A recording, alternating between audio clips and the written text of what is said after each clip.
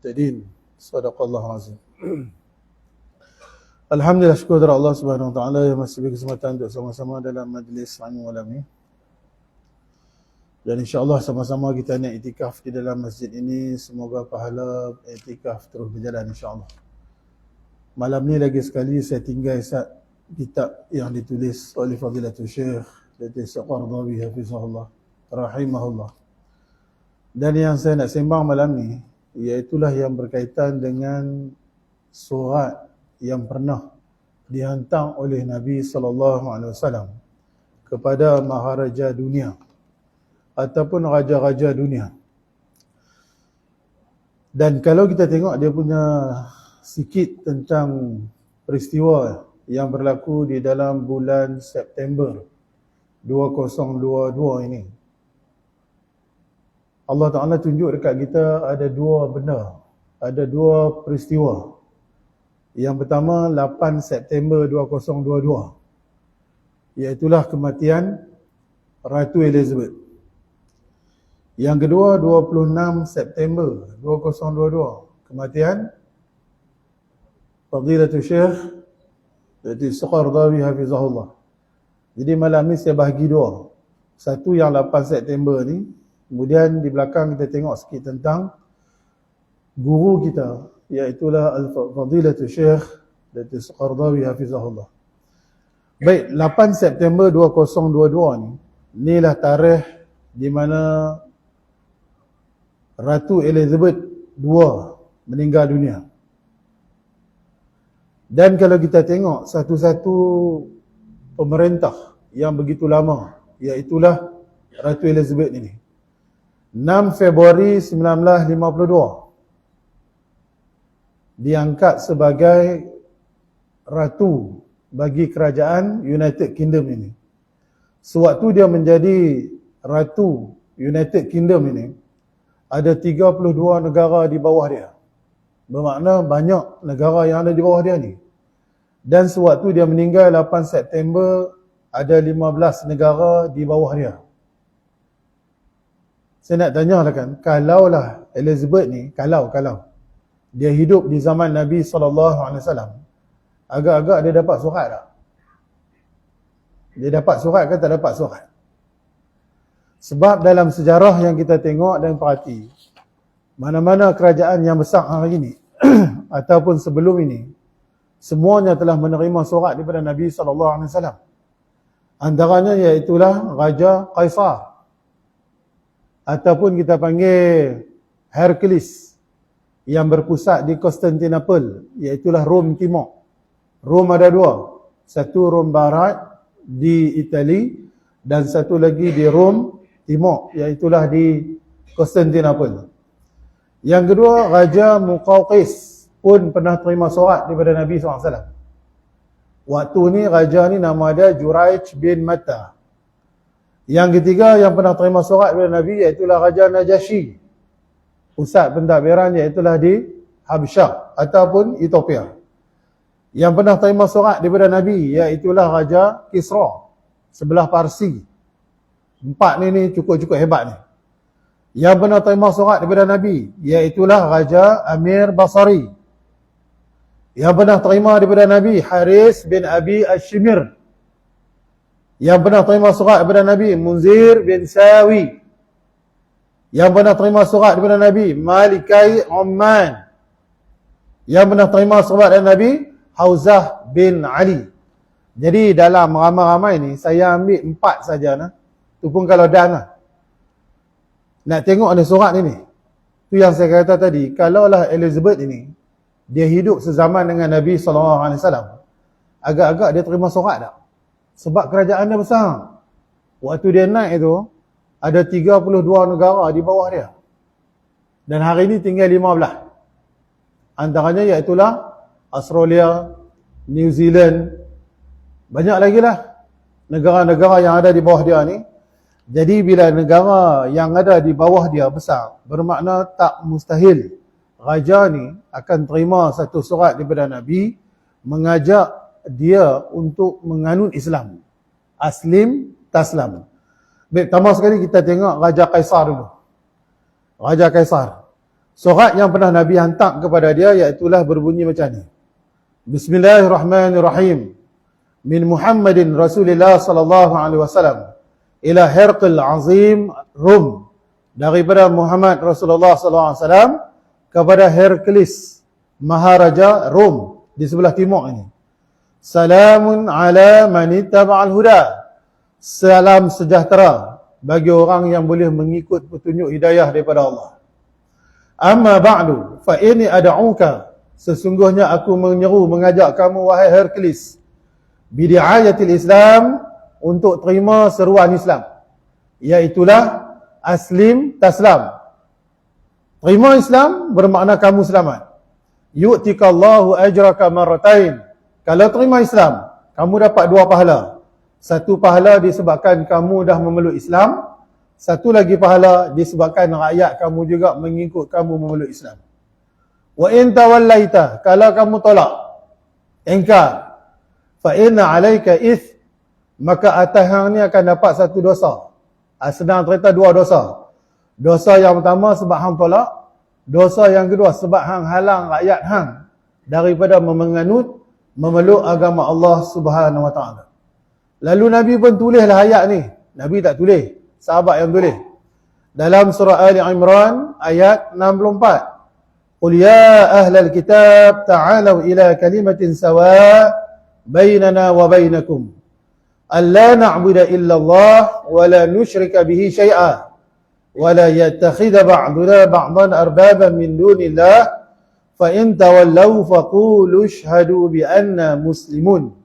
Itu surat yang pernah Nabi hantar kepada Kaisar ataupun kepada Hercules Maharaja Rom di sebelah timur, iaitulah di sebelah Turki ataupun nama lain Constantinople. Baik, ringkas ceritanya iaitulah Nabi memilih sahabat yang bernama Sayyidina Dihya Al-Qalbi untuk bawa surat Nabi ini sebagai duta dan tujukan surat ini kepada Hercules untuk menerima Islam dan juga menganut Islam. Kemudian pada waktu inilah bila surat ini dibawa kepada Hercules, maka berlakulah beberapa dialog yang sempat kita tengok di sini, iaitulah antara Hercules yang sebelum ini, iaitulah Rom dengan Kaisar, dengan Kisra ini.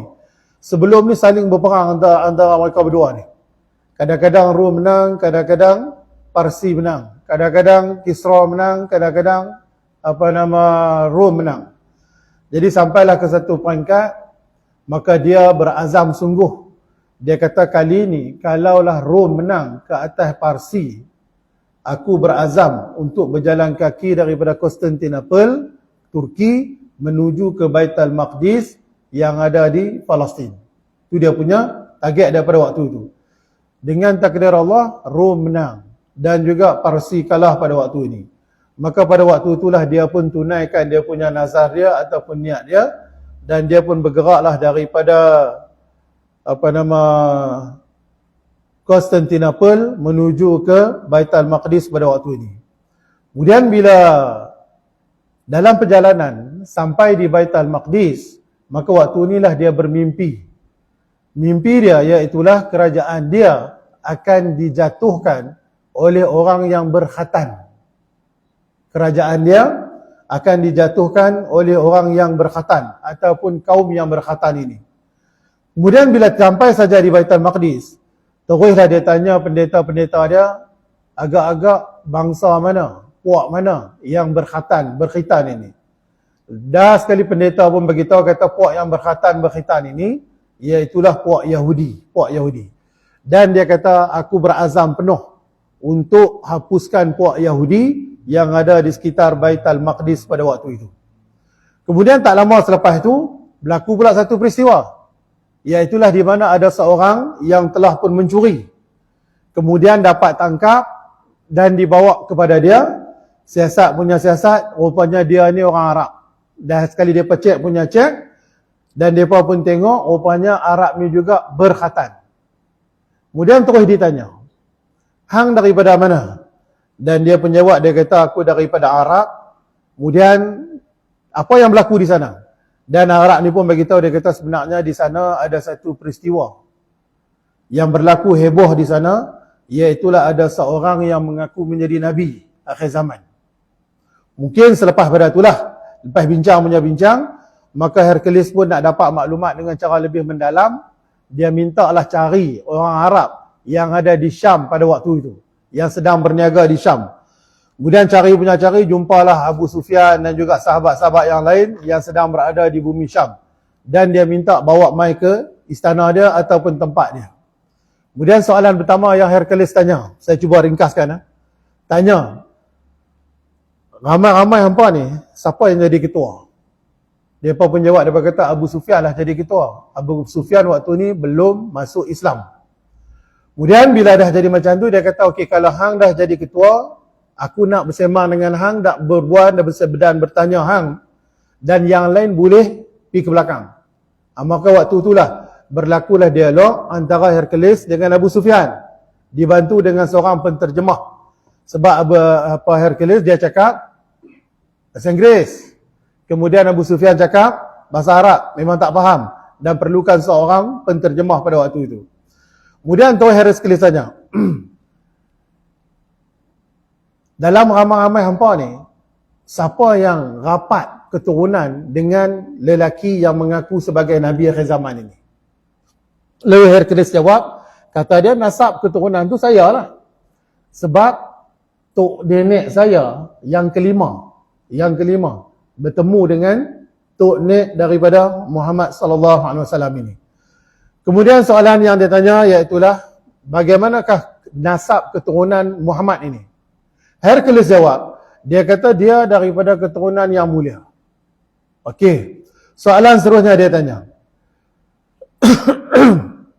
Soalan yang dia tanya iaitulah, dalam keturunan Muhammad ni, datuk-datuk dia, ada tak ada yang pernah menjadi raja? Abu Sufyan jawab, tak ada. Keturunan Muhammad ini, daripada atas sampai ke bawah, tak ada seorang pun yang jadi raja. Tapi keturunan ini jenis keturunan yang mulia-mulia, yang dihormati. Kemudian Abu Sufyan ditanya lagi, yang ikut dia ramai ke sikit? Jawab Abu Sufyan, yang ikut dia ramai. Hercules tanya lagi, yang ramai tu geng mana? Abu Sufyan jawab, yang ramai tu iaitulah orang yang susah-susah. Orang yang susah yang ikut dia. Kemudian Hercules tanya dia lagi, tanya Abu Sufyan, yang ikut dia ni makin bertambah kan makin berkurang? Abu Sufyan jawab, makin bertambah. Makin bertambah. Hercules tanya lagi, yang ikut dia ni, adakah pernah tinggal agama dia ataupun murtad daripada agama dia? Abu Sufyan jawab, sepanjang aku tahulah, hak ikut dia tak pernah murtad dan tak pernah keluar daripada Islam. Makin lama makin ramai, makin lama makin ramai. Yang ramai ikut dia iaitulah orang-orang yang susah, orang-orang yang kita kata orang yang bukan senang lah, bukan senang. Kemudian Hercules tanya lagi, dia tanya satu-satu. Sepanjang hang kenal Muhammad, pernah tak pernah buat perjanjian dengan dia? Abu Sufyan jawab, dia kata pernah buat. Sepanjang buat perjanjian, pernah tak pernah lelaki yang bernama Muhammad ni langgar perjanjian? Abu Sufyan kata, sepanjang yang aku ingat, aku tahu, dia tak pernah langgar perjanjian. Orang lain langgar ada, tapi dia masih kekal dengan syarat-syarat dan perjanjian dia. Hercules tanya lagi, sepanjang hampa berkawan ataupun berhubung dengan dia, pernah tak pernah hampa berperang dengan dia? Abu Sufyan jawab, pernah. Siapa menang? Hercules tanya. Abu Sufyan kata, kadang-kadang kami menang, kadang-kadang dia menang. Dalam perang Badar, dia menang. Dalam perang Uhud, kami menang. Macam tu lah. Ada kala dia menang, ada kala dia kalah. Kemudian bila sampai lagu tu, Hercules kata, tak apalah kalau macam tu Abu Sufyan, hang boleh keluar.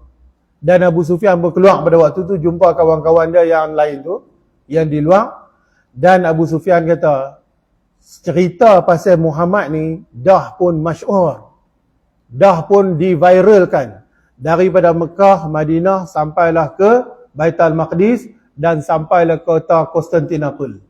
Cerita tu, nama Muhammad tu dah pun berkembang, makin lama makin berkembang, makin lama makin jauh, makin lama makin jauh, dan telah pun sampai kepada Hercules ini. Bermakna kata Abu Sufyan, dan dia juga cari jalan pada waktu tu macam mana dia nak menghina Nabi SAW. Dia nak cerita hak buruk-buruk dekat Nabi, dekat Hercules tu. Nak bagi tahu kata Muhammad ni hak jahat pun ada, tapi dia tak berjaya buat macam tu. Kemudian Hercules pun lepas tu dia kata apa? Dia kata selepas aku berbincang dengan Abu Sufyan ni, aku tanya dia, maka aku nak buat satu, orang panggil apa, nak kita kata apa, dah soal sidik lah sekali nak buatlah dia punya kenyataan tu. Dia pun ceritalah, aku pernah berjumpa dengan Abu Sufyan yang keturunannya yang kelima sampai kepada Muhammad, hasil daripada pertemuan, perbincangan, maka dapatan dia macam ni. Maka Hercules narailah satu semua habis. Kemudian habis pada sembang pada waktu tu, maka takdir Allah Subhanahu Wa Taala sampailah Sayyidina Dihyah Al-Qalbi, duta Nabi SAW. Bila sampai saja, dia bawalah satu surat daripada Nabi. Surat itulah yang saya baca tadi, berbunyi Bismillahirrahmanirrahim, min Muhammad Rasulillah ila Herqil Azim, salamun ala man ittaba'al huda, amma ba'du fa inni ad'uka bida'watil Islam, aslim taslam, yu'tika Allahu ajraka marratain, wa in tawallaita fa inna 'alaika ithmu al-uryusiyina. Habis sampai di situ. Daripada sini kata Hercules kepada Abu Sufyan, kalau betul lah sebelum Abu Sufyan keluar tu, kalau betul lah cara yang hang cerita ni, bermakna lelaki ni yang nama Muhammad ini, dia akan kuasai tempat yang kita pijak lah ni. Muhammad ni dia akan kuasai tempat ni yang kita duduk sembang lah ni. Satu hari nanti kalau betul lah hang cerita tadi, dia akan kuasai sampai ke sini. Termasuk juga Konstantinopel, dia juga akan kuasai. Last kali betul sungguh, kata Hercules tu. Akhirnya Konstantinopel jatuh kepada Islam di bawah tangan Sultan Muhammad Al-Fatih. Jatuh sungguh Konstantinopel itu. Maka terbuktilah kata-kata Hercules ini bermakna dia memang kenal sungguh Nabi akhir zaman, iaitulah yang bernama Muhammad bin Abdullah sallallahu alaihi wasallam. Bila sorak tu sampai dekat dia minta supaya dia masuk Islam, waktu itulah dia gelabah sungguh. Dia gelabah. Dia kata macam mana ni, Muhammad ajak aku, seru aku memeluk Islam. Maka waktu itulah saya ringkas cerita, last kali dia terpaksa tipu Nabi dan juga duta Nabi. Dia kata sebenarnya aku bersedia untuk masuk Islam dan macam ni. Bila Nabi ataupun Sayyidina Dihyah bawa balik laporan itu kepada Nabi, dan Nabi pun bila dengar laporan daripada Sayyidina Dihyah, Nabi kata Hercules sebenarnya pembohong. Dia bukan nak masuk Islam. Sebenarnya dia nak jaga kedudukan dia. Kalau dia memeluk Islam, dia takkan dipilih oleh pendeta ataupun orang Kristian untuk menjadi raja pada waktu itu. Jadi dia pun habaq lah. Dia kata sebenarnya aku tak dah masuk Islam lagu ni. Bila Sayyidina Dihyah balik, dia jumpa dengan padri-padri dan dia bagi tahu sebenarnya aku cong ya. Aku bukan masuk Islam. Cuma aku tak mau melawan saja, tak mau melawan. Last kali padri pun merasa seronok dan teruslah surat dibawa balik kepada Nabi SAW. Bila sampai sana, bermakna Raja Kaisar yang bernama Hercules ni dalam keadaan selamat. Yang saya nak sampai dan nak bagi tahu malam ni, ada 4 surat yang ditujukan kepada Hercules, iaitulah Kaisar, kepada Kisra, iaitulah Parsi, kepada Najasyi dan kepada Muqawqis. Daripada keempat-empat surat kepada 4 raja ini, 1 dikoyak surat itu dan 3 lagi tak dikoyak. Mana-mana kerajaan yang tak koyak surat Nabi SAW, maka kerajaan tu selamat. Mana-mana kerajaan yang koyak surat Nabi SAW, maka kerajaan itu tak selamat. Surat yang dikoyak iaitulah surat daripada Kisra. Sampai saja dekat dia terus koyak surat tu. Yang ni yang Nabi bengang sangat dengan Kisra, ataupun kita panggil Raja Parsi ini. Maka itulah 4 jenis raja yang ada di atas dunia yang pernah terima surat daripada Nabi SAW. Maka sebab itulah saya pun bila renung-renung balik lah kan, apakah hikmah di sebalik kematian Ratu Elizabeth ini 8 September 2022. Rupanya Allah Ta'ala nak tunjuk kat kita, dalam bulan September ni ada 2 insan yang cukup-cukup berpengaruh. Yang pertama Ratu Elizabeth 8 September. Yang kedua Syekh Yusuf Al-Qaradawi 26 September. Pun bulan yang sama ni, dan kedua-duanya hebat sungguh. Hebat sungguh. Satu dunia kenal apa nama kedua-dua ini. Saya bila renung-renung balik, apa rahsia yang Allah Ta'ala nak tunjuk kat kita. Maka sebab itulah tak heran, rupanya ada benda yang Allah Ta'ala nak sampai kat kita, tajuk dia kematian. Tapi bila Ratu Elizabeth meninggal, macam mana boleh ada orang Islam buat umrah niat untuk Ratu Elizabeth? Jadi celaru sungguh nah. Jadi celaru sungguh. Last sekali Saudi pun tangkap orang ni.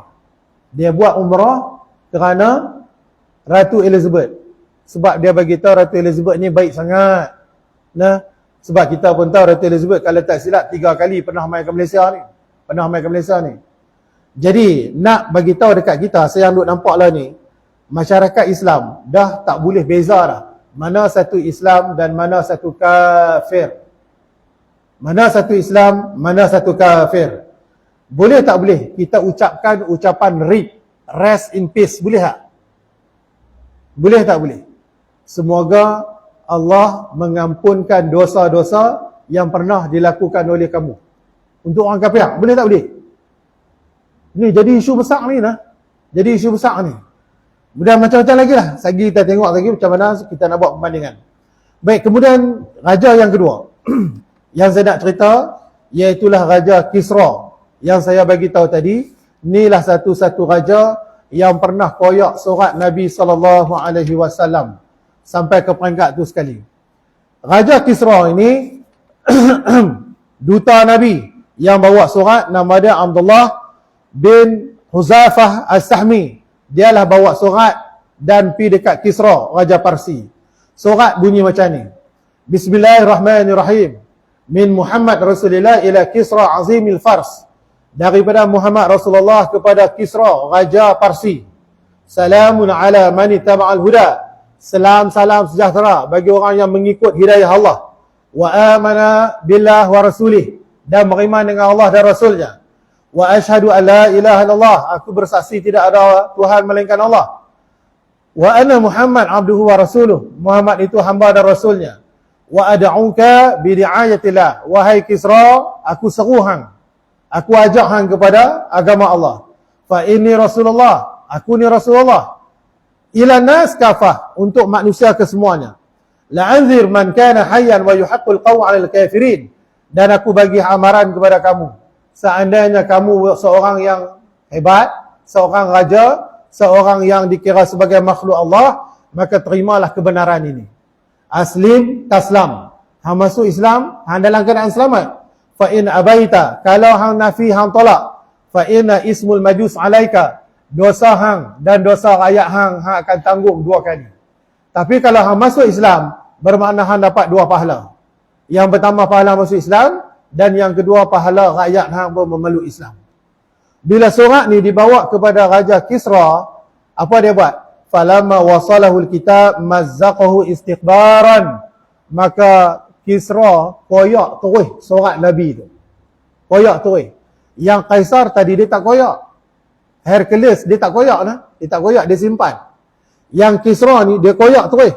Kemudian bila koyak walamma balaghahu alaihi salatu wassalam zalika, selepas surat tu dikoyak dan duta Nabi pun iaitulah Abdullah pun balik dan bagi tahu Nabi SAW, ya Rasulullah, surat kamu telah dikoyak oleh Raja Kisra. Bila dengar saja Raja Kisra koyak surat Nabi SAW, maka Nabi pun berdoa. Doa dia macam ni.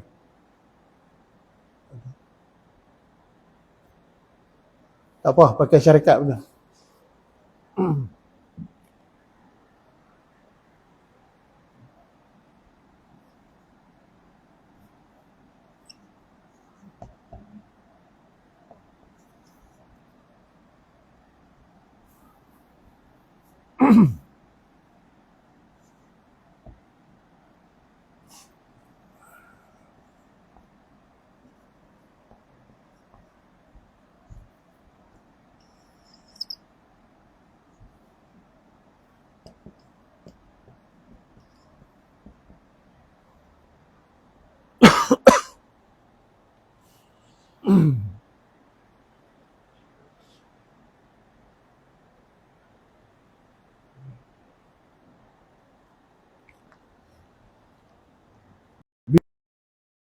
Nabi bila dengar sorak dikoyak ni, Nabi marah sungguh. Nabi terus berdoa. Mazzaqallahu milkahu kulla mumazzaqin. Ya Allah, engkau koyaklah kerajaan Kisra ini sebagaimana sorak yang pernah aku hantar pun meninggal, mati. Bila Kisra mati, anak tu naik jadi hantar kepada 4 raja ni, 3 kerajaan hebat-hebat, kemudian pergi cari manusia yang bernama Muhammad ini, orang Hijaz ini, dan tangkap dia, bawa balik kepada Raja Kisra. Raja Kisra, orang yang paling dahsyat, paling teruk sekali. Alasan dia iaitulah kata Kisra bila dia baca surat tu, dia kata aku nak orang ini supaya ditangkap. Sebab dalam surat tu dia letak nama dia dulu dan nama aku di belakang. Cuba tengok surat Nabi. Nabi kata tulis apa? Bismillahirrahmanirrahim, min Muhammad ila Kisra azim Farsi. Daripada Muhammad Rasulullah kepada Kisra. Bila Maharaja Kisra baca surat ni, dia kata surat ni dah tak kena dah. Dah nampak dah ada manusia yang cuba cabar aku, iaitulah Muhammad. Sebab apa? Macam mana dia boleh letak nama dia di depan, nama aku di belakang? Maka atas dasar ni lah dia buru cari Nabi SAW, disebabkan Nabi letak nama dia depan, nama Kisra di belakang. Kisra kata sepatutnya nama aku di depan, nama dia di belakang. Ada manusia yang lok-lak korang ajak ni.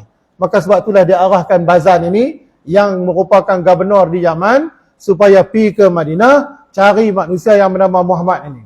Dan memang dia bawa semua orang dan dia tak pergi, dia bawa orang, hantar orang dia.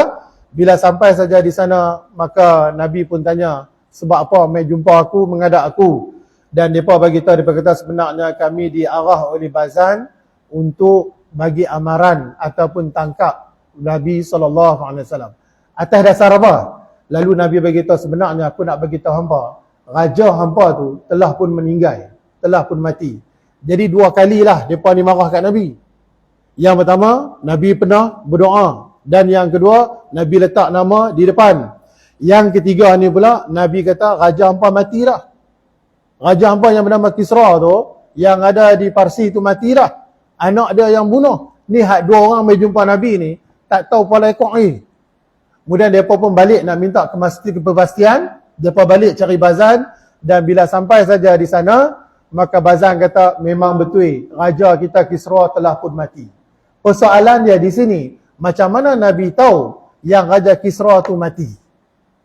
Walhal waktu tu WhatsApp pun tak ada, Telegram pun tak ada, telefon pun tak ada. Tapi macam mana Nabi beritahu? 2 orang mai jumpa dia, jumpa Nabi, nak tangkap dan nak berujar sebagainya. Nabi beritahu kata raja hampa dah pun mati. Mereka ni pula terpaksa balik jumpa dengan Bazan di Yaman. Dan Bazan beritahu memang betul raja kita dah pun mati, dibunuh oleh anak sendiri yang bernama Syarwah ini. Tajuk dia lah ni, macam mana Nabi boleh tahu Raja Kisra mati, dibunuh oleh anak dia sendiri. Kemudian yang bagi tahu tak lain tak bukan, iaitulah Jibril alaihissalam. Jibril lah bagi tahu kepada Nabi SAW, disebabkan Nabi berdoa, maka Allah takdirkan anak dia sendiri dan bunuh ayah dia sendiri. Kemudian bila anak dia naik jadi raja Kisra tu, Syarwah itu jadi raja, dia hantar lagi satu surat pergi dekat Bazan ni. Dia kata sebelum ni ayah aku pernah minta supaya ditangkap lelaki yang bernama Muhammad ini. Aku pula macam ni, aku minta hampa jangan pergi tangkap Muhammad ini, sebab Muhammad ini bukan orang biasa, orang luar biasa ini, orang luar biasa. Macam mana dia boleh tahu Raja Kisra mati, sedangkan orang dia sendiri pun tak tahu macam mana Raja Kisra tu mati. Last sekali Bazan ni akhirnya memeluk agama Allah, iaitulah agama Islam. Yang penting Raja Kisra dan kerajaan Kisra rosak disebabkan telah pun mengoyak surat Nabi SAW. Okey, selesai. Dua arah. Yang ketiga, kita cerita pula Raja Muqawqis. Raja Muqawqis. Raja Muqawqis ni iaitulah raja di negara Mesir. Raja di negara Mesir. Surat juga pernah dihantar kepada Muqawqis dan diseru ajak untuk menganut agama Allah Subhanahu Wa Taala, dan tengok macam mana layanan daripada Muqawqis terhadap surat Nabi SAW. Okey, mana dia?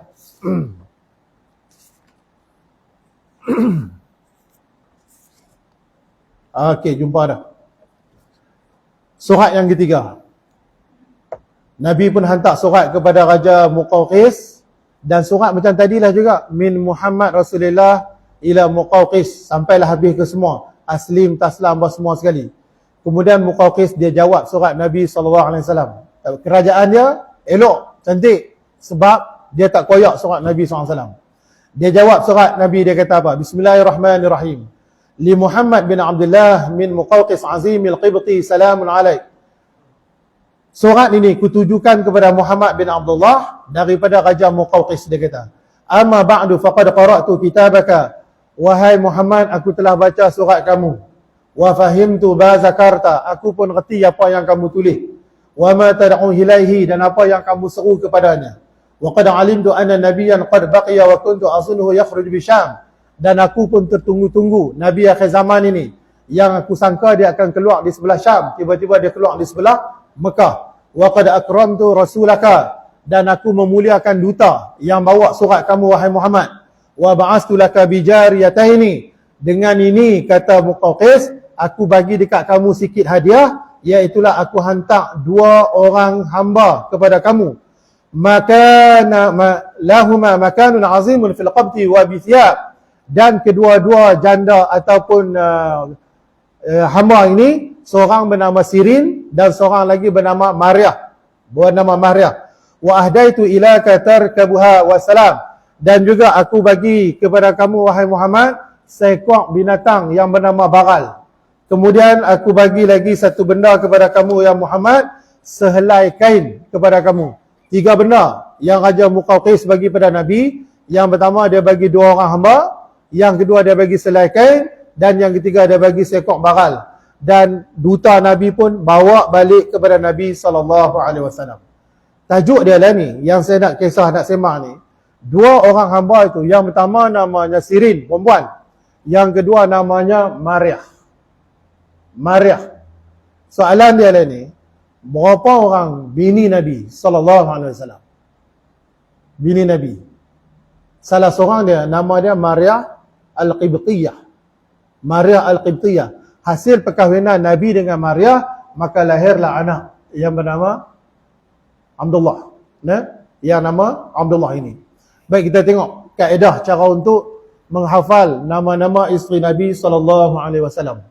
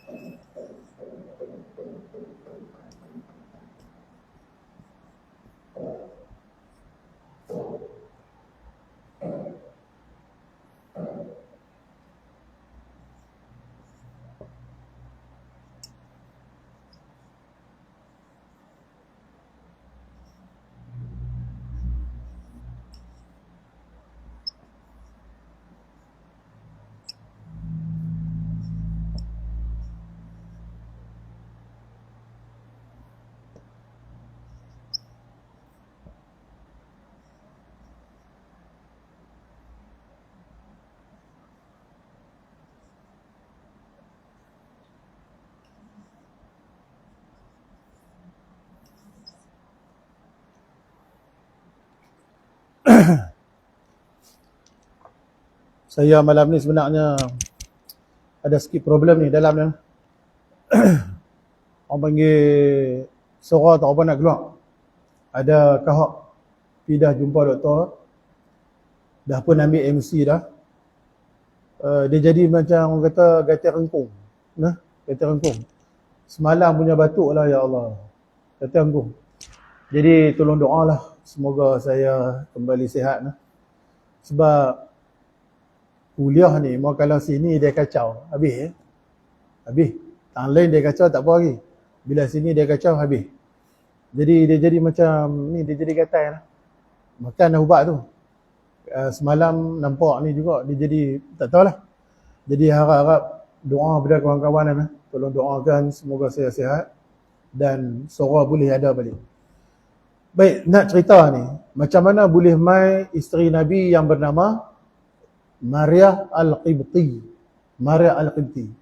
Maria Al-Qibti ni dihantar oleh Raja Muqawqis kepada Nabi SAW. Daripada dua hamba ini, maka Nabi memilih Maria untuk dijadikan sebagai isteri. Isteri-isteri Nabi ada berapa orang? Itulah kaedah yang ulama buat. Khasun ma'a jazarin sihah. Khasun makna dia sayur. Ma'a tu bersama. Jazar tu makna carrot. Sayur dengan carrot, bila kita makan jadi sihat. Khasun ma'a jazarin sihah. Sayur dengan carrot, bila kita makan, dapatlah keputusan dia sihat. Daripada perkataan itu, keluarlah 12 nama tu. Iaitulah semua nama isteri Nabi SAW yang kita panggil sebagai Ummahatul Mukminin. Saya tengok video kemarin, Syekh Nuruddin Marbu Al-Banjar Al-Maki, guru saya, yang saya berguru dengan dia 7 tahun, dia bagi teguran dalam YouTube tu. Dia kata kita ni kalau sebut nama isteri-isteri Nabi SAW, biarlah beradab sikit lah. Dia kata biarlah beradab sikit. Maknanya kita sebut Maria Al-Qibtiyah radhiyallahu anha, lagu tu. Ataupun kita sebut Ummahatul Mukminin, ibu kepada orang-orang mukmin. Dia kata masakan kita sebut nama-nama isteri Nabi yang merupakan Ummahatul Mukminin, kita boleh panggil lagu tu saja. Contoh yang dia sebut malah dalam video dalam YouTube tu, dia kata contoh nama Laila. Kita pun panggil Laila. Apakah dengan mak kita boleh panggil Laila lagu tu?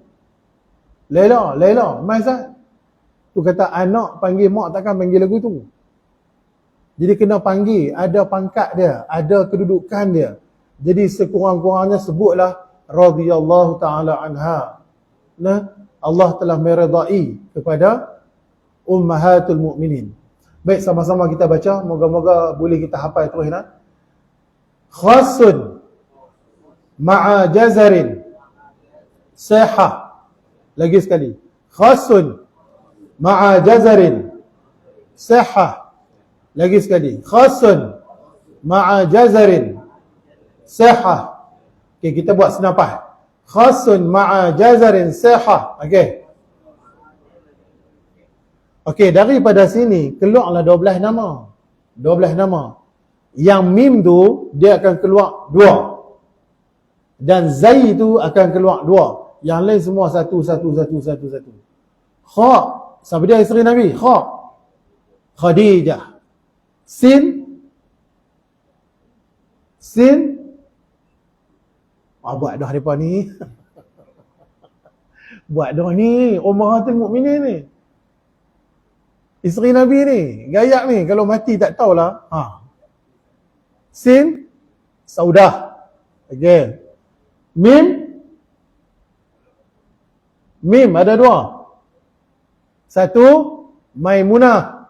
Satu lagi hak tengah kita baca iaitulah Maria Al-Qibtiyah. Kemudian Ain keluar satu, siapa dia?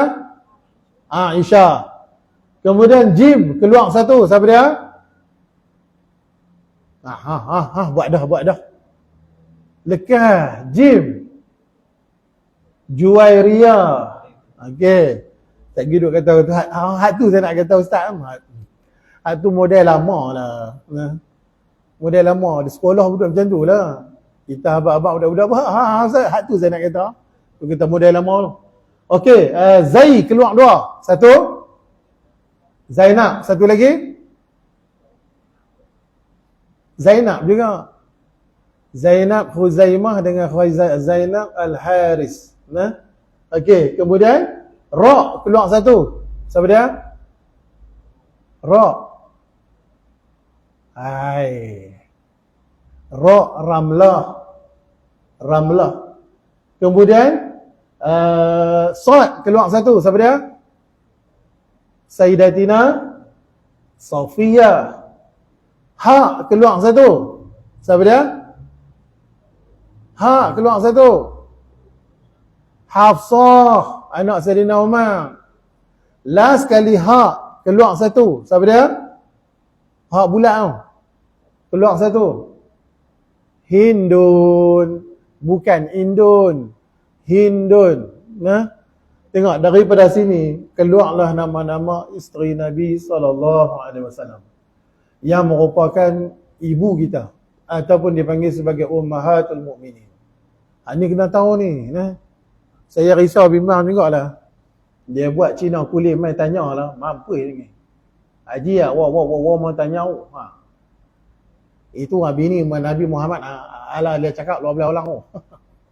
Haji boleh sebut lah satu-satu. Nak sebut satu-satu. Agak-agak boleh keluar. Pakai dak. Duk pusing tu Khadijah, Aisyah. Tak sampai-sampai yang ke-12. Jadi ulama' tolong buat formula kat kita. Nah, mari kita pendekas sekali. Khasun ma'a jazarin sihah. Okey. Lagi. Khasun ma'a jazarin sihah. Last. Khasun ma'a jazarin sihah.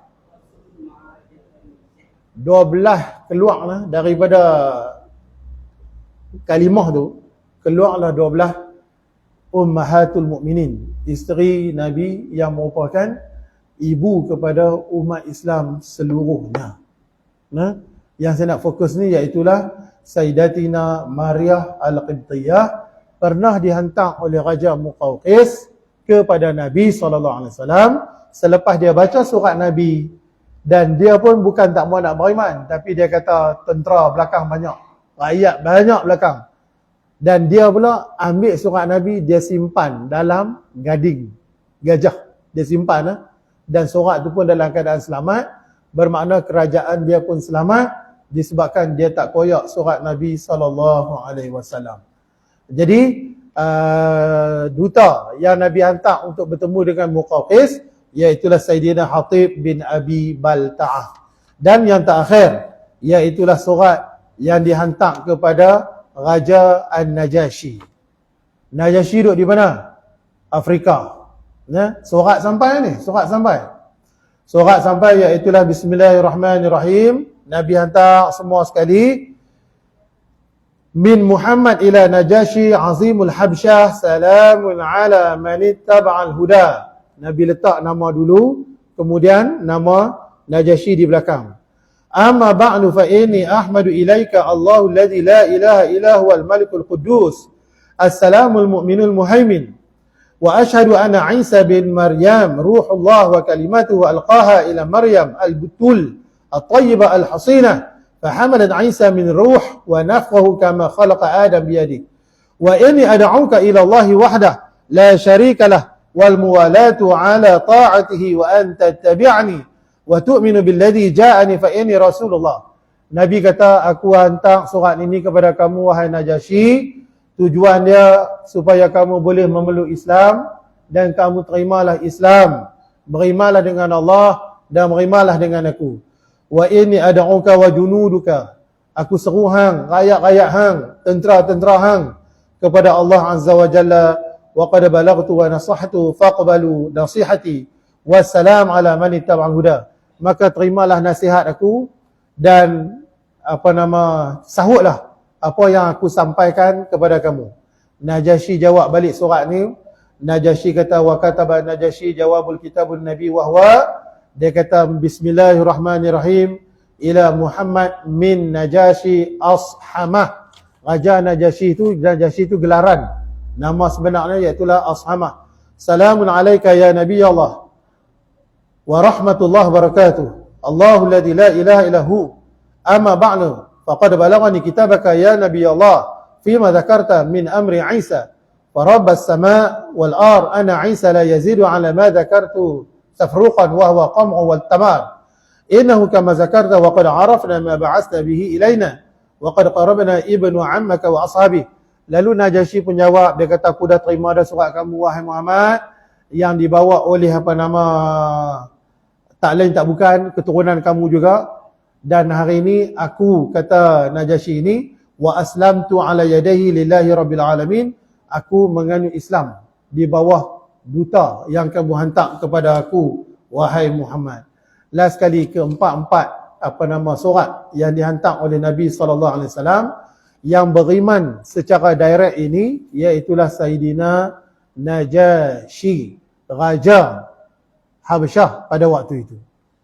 4 surat sampai, Najasyi terus beriman. Kisra koyak surat Nabi, Nabi pun berdoa, ya Allah, engkau koyakkanlah kerajaan dia. Muqawqis bila sampai dekat dia simpan surat elok, dia hantar dekat Nabi 2 orang hamba, sehelai kain dan juga lagi satu lupa dah benda lagi tu. Sekok binatang, bakal. Kemudian jumpa dengan Kaisar. Kaisar pun tak cakap banyak dan tak koyak surat Nabi. Cumanya dia orang kata terpaksa konar sikit sebab belakang dia ramai. Jadi satu kerajaan ni rosak, hancur, binasa, dan 3 kerajaan ni dalam keadaan selamat. Itulah tujuan yang saya bawa benda ni. Saya nak cuba nak bagi gambaran sikit, kalaulah Ratu Elizabeth ni hidup di zaman Nabi SAW, agak-agak dia pun dapat surat ke tak dapat surat. Saya duduk nampak dia juga akan terima surat yang diajak diseru kepada agama Allah, aslim taslam. Baik. Bila sampai di sini, saya nak beralih tajuk pula kepada Fadilatul Syekh Dr. Yusuf Qaradawi hafizahullah.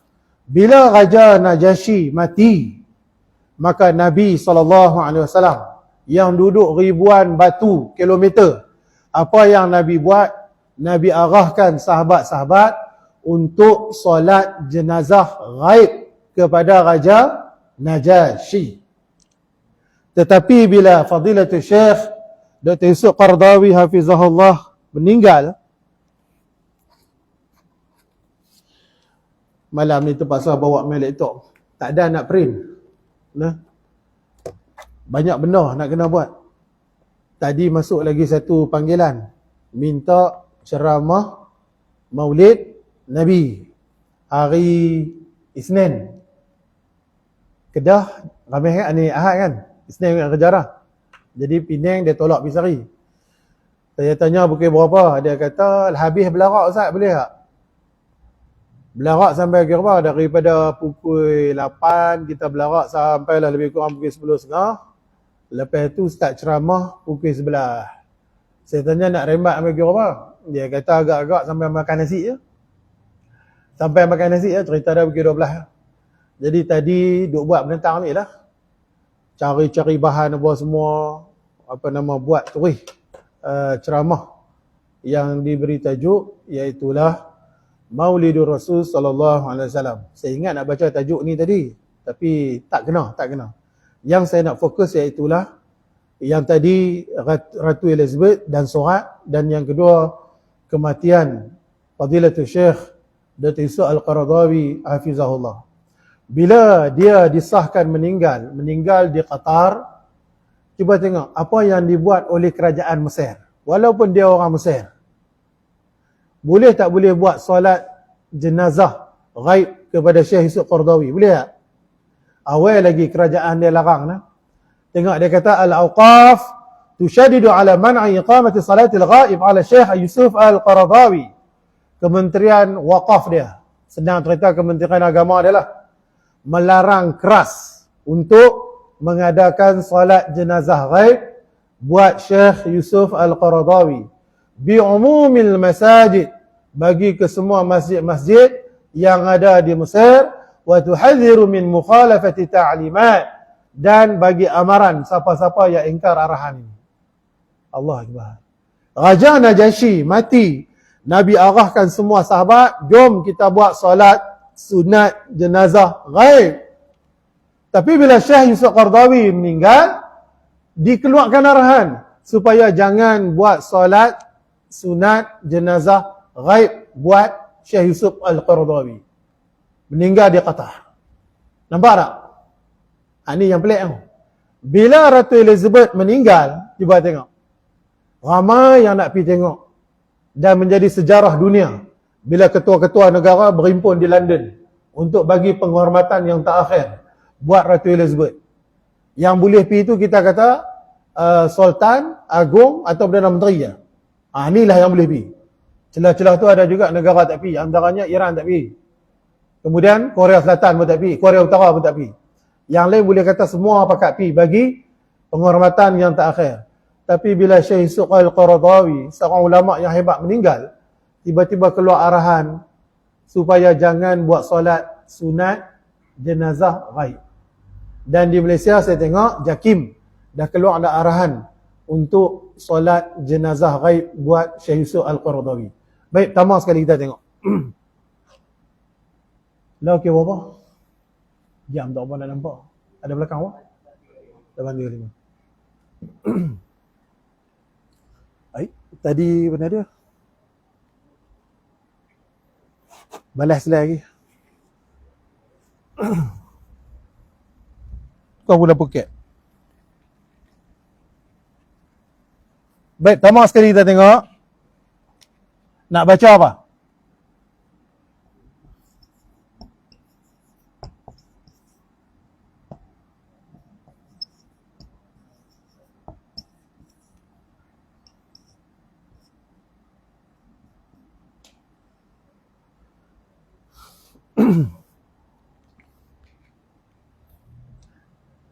Okey, malam ni kita baru tahu malam ni. Nak baca Yusuf Qaradawi ke ataupun nak baca Yusuf Qaradawi? Hak mana satu nak baca? Roh tu mati ke hidup? Kita kata kita sayang ulama. Nak baca Qaradawi ke Qaradawi? Oh, gaya tu. Okey, malam ni kira alhamdulillah kita boleh dapat ilmu nah. Sebenarnya Syekh Yusuf Qaradawi ni dia minta kat kita lama dah. Tengok dia kata apa? Qala Al-Qaradawi wa qad sami'tu min ammi Ahmad. Dia kata aku dengar pak menakan aku abang macam ni dia kata. Yuqalu inna usulana min baladi tusamma Al-Qardah. Dia kata kat aku pak menakan aku abang kat aku, kita ni mai daripada kampung nama dia Qardah. Kampung tu. Wa nunsabu ilaiha fa yuqalu, lalu kita pun dinisbahkan kepada kampung tu. Maka kata Syekh Yusuf Qaradawi, bacalah Al-Qaradawi dengan bi fathil ra, dibari fathahkan ra tu. Jadi baca Qaradawi hak bawah tu.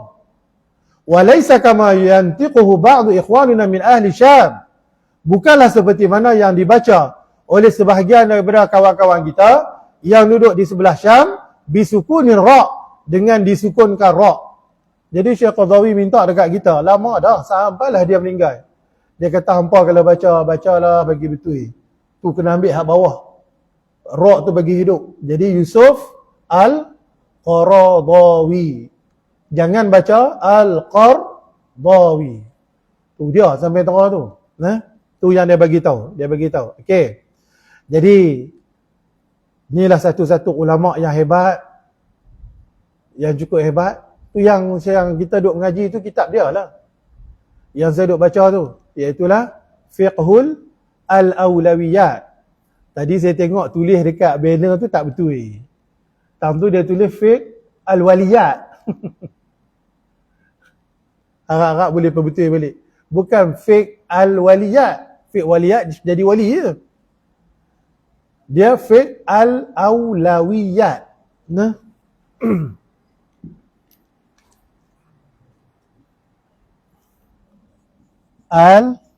Al-Awlawiyat.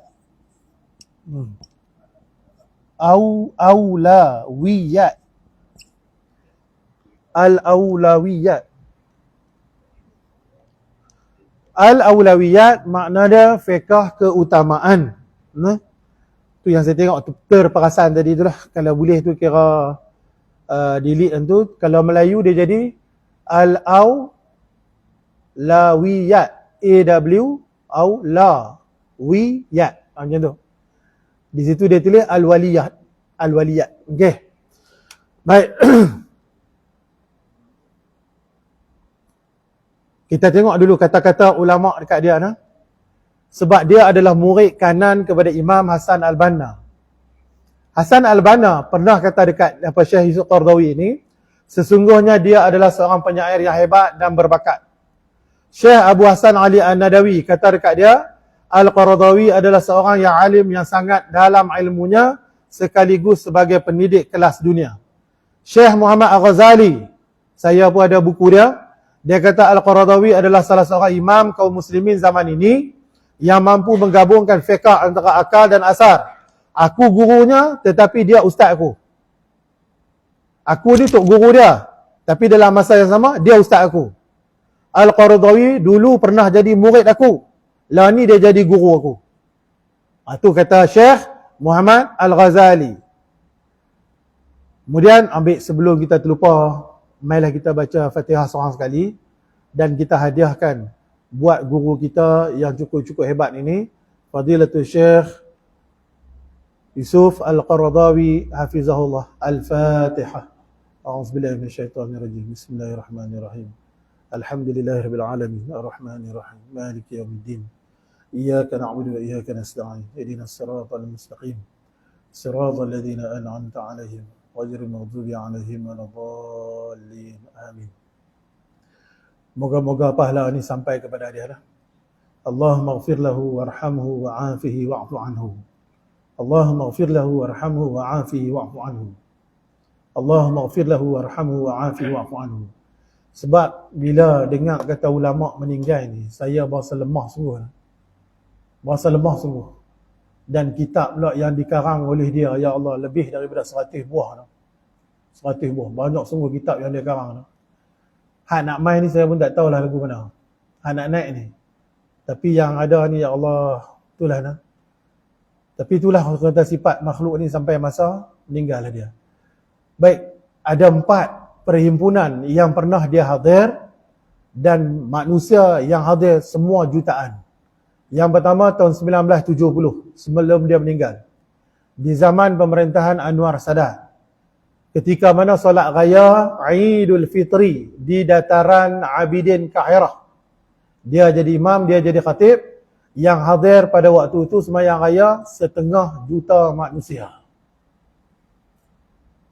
Yang kedua, sewaktu dia menjadi imam solat jenazah ke atas Al-Maududi di stadium di Lahore, Pakistan. Dia jadi imam.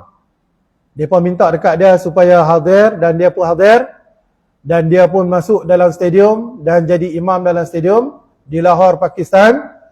Manusia yang salat jenazah kepada Al-Maududi seramai 1 juta orang.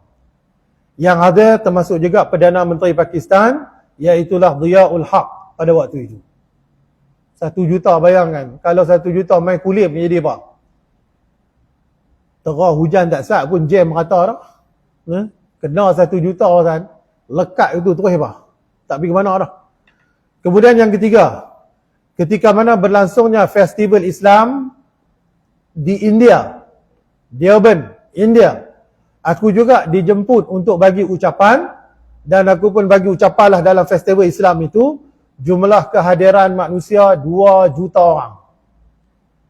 Antara yang hadir, Perdana Menteri India, Indira Gandhi pada waktu itu.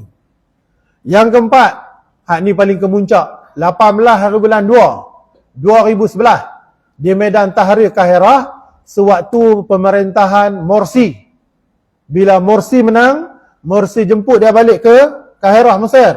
Dia pun terbang daripada Qatar sampai ke Mesir dan diminta untuk bagi ucapan. Dan dia pun bagi ucapan di Medan Tahrir, jumlah yang hadir 4 juta orang manusia mengikuti ceramah dia. Kita stadium tu pun berapa? Baru 80,000, 90,000. Ni 4 juta orang. Ya Allah, jam terus. Dan satu-satu manusia yang paling Yahudi meluat dan Yahudi duk taram, dialah. Sebab apa? Dia pernah keluarkan fatwa mana-mana pejuang Islam Palestin yang letakkan bom di badan dan letupkan badannya. Bila pergi dekat orang puak-puak Yahudi dan letupkan badannya, termasuk yang mati dengan Yahudi, maka Syekh Qaradawi menghukumkan orang ini mati syahid. Orang ini mati syahid. Last sekali puak-puak Yahudi mengamuklah. Mereka tak berani dekat dengan orang Palestin. Mereka takut ada bom di badan. Itulah fatwa yang dia keluarkan, menyebabkan Yahudi berasa tak sedap hati dah dengan dia. Dan sewaktu dia berucap di Medan Tahrir yang kehadirannya selama seramai 4 juta itu, Yahudi kata kami duk kira berapa perkataan dia maki Yahudi. La'natullah 'alal yahud, la'natullah 'alal yahud. Rupanya Yahudi duk kira berapa perkataan yang mengutuk dan melaknat Yahudi laknatullah ini. Okey. Tu 845. Yang terakhir last.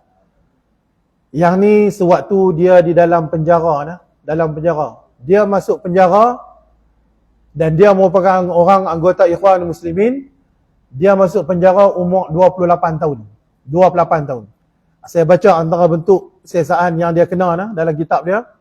Yang pertama iaitulah pengawal penjara arahkan dia supaya ambil kasut letak di atas serban. Ambil kasut letak atas serban. Syekh Qaradawi buat tak?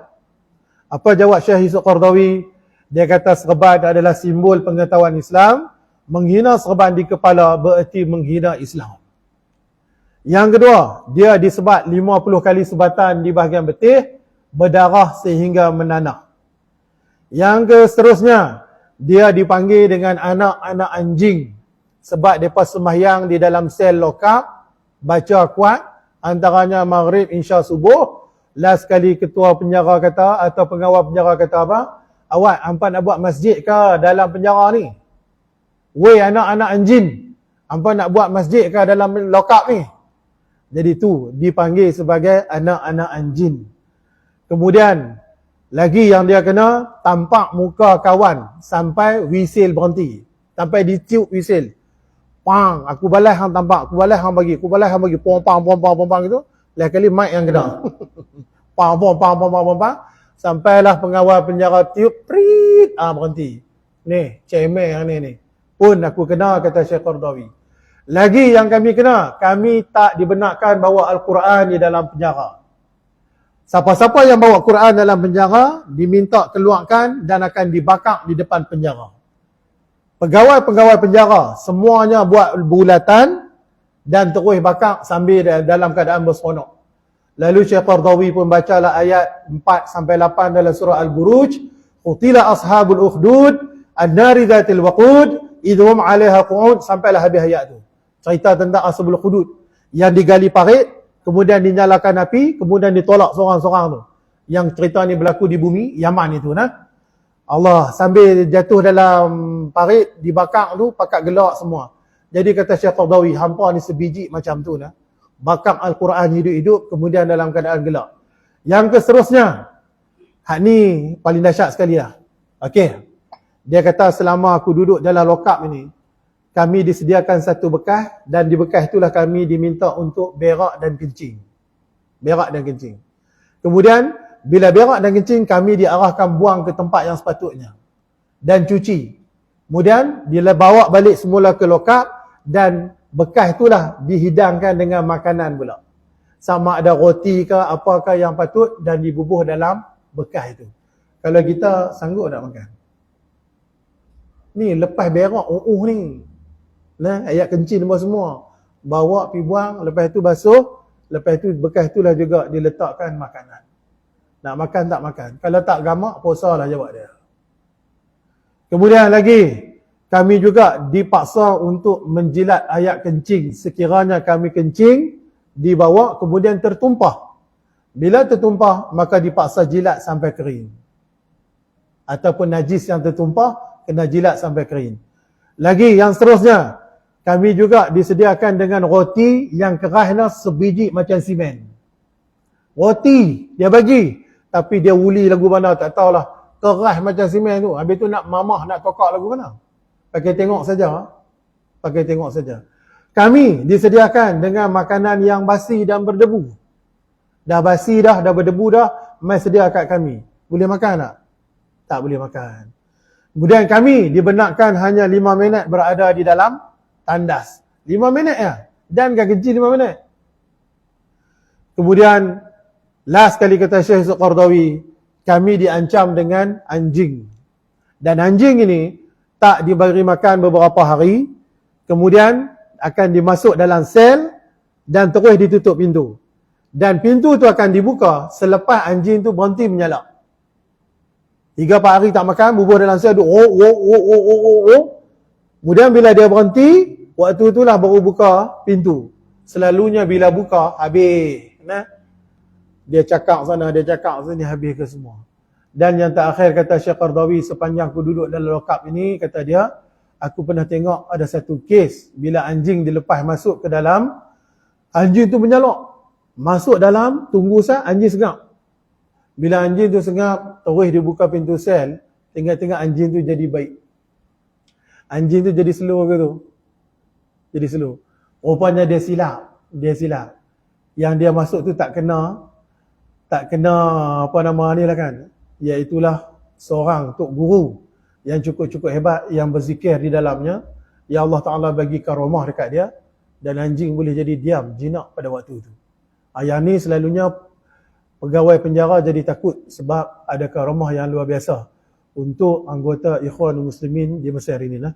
Jadi moga-moga Allah Ta'ala bagi kekuatan kepada kita untuk kita sama-sama mencari ilmu dan kita sebarkan dan kita pertahankan. Moga-moga orang kata apa? Islam ini terbela suatu hari nanti insya-Allah. Dan saya pun makin lama makin risau lah bila tengok ulama seorang. Ya Allah. Sebab tu bila ulama ni meninggal, kita ni jadi masalah lah. Kita jadi masalah. Dan insya-Allah kita berdoa lah, semoga kita boleh ambil ilmu daripada ulama-ulama ini semasa usia masih ada lah. Tengok tadi di apa nama Nahdah. Nahdah di mana? Kubah Semang kan? Di Kubah Semang. Apa nama dia?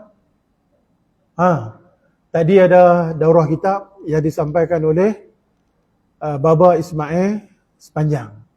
Kitab Bakurah Amani. Saya pun teringin nak pergi tadi, tapi itulah kesihatan, tak apa nak clear. Lepas kita dimula tadi pukul 10, tapi jangan risau, ada dalam YouTube, dalam internet ada, boleh tengok. InsyaAllah. Jadi setakat itulah kot yang mampu saya bagi malam ni. Mohon maaf kalau terlebih masa, terlajak masa. Wallahu a'lam. Bismillahirrahmanirrahim. Allahumma salli ala sayyidina Muhammad wa ala alihi wa sahbihi wa salam. Allahumma ja'alna minan najihin wal faizin wal mutafawiqin fi dunya wal akhirah.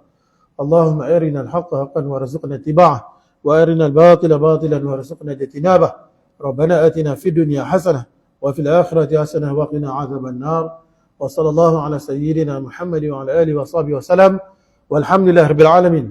Wassalamu alaikum warahmatullahi wabarakatuh. Takbir.